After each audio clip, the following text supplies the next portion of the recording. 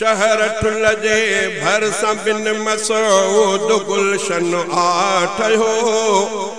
road ऊदिया साण ॾियो इल्म जो चमकी पयो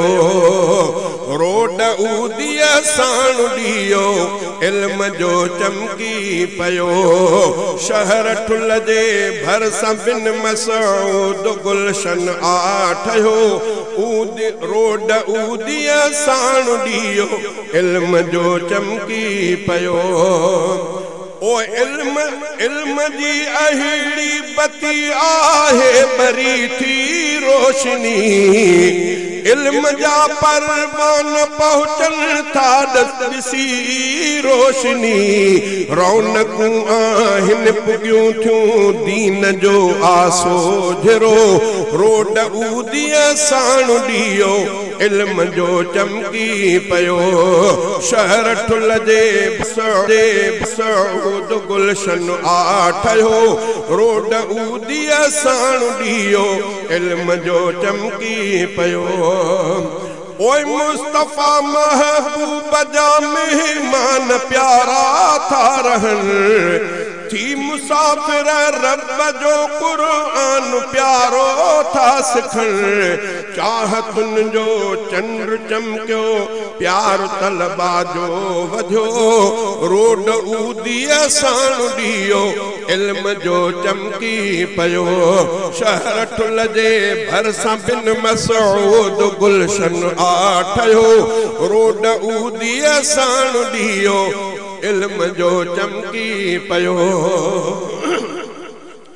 अज भी दीनी बाग मां के चार हाफिज थी पया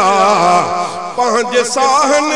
में समाए खुश थिया मुर्की पया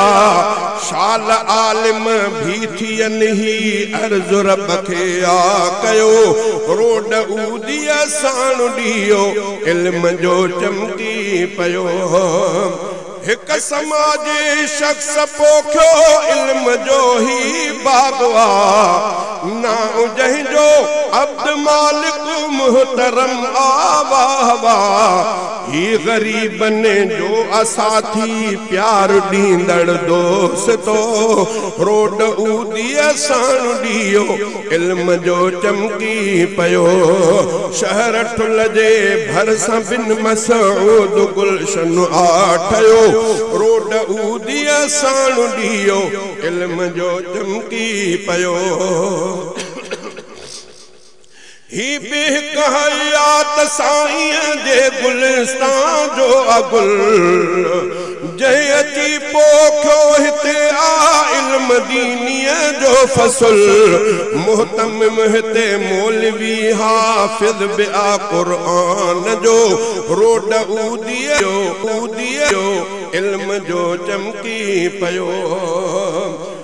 शाल शहजादा हुजे आबाद गुलशन दीन जो दर्स ही ॾींदो रहे इस्लाम जे आईन जो दीन जे हिन बाग जो मौला वधाए मर्तबो रोड ऊदिया साण ॾियो इल्म जो चमकी पयो शहर ठुल जे भरसां बिन मसूद गुलशन आठयो रोड ऊदिया साण ॾियो इल्म जो चमकी पयो नारे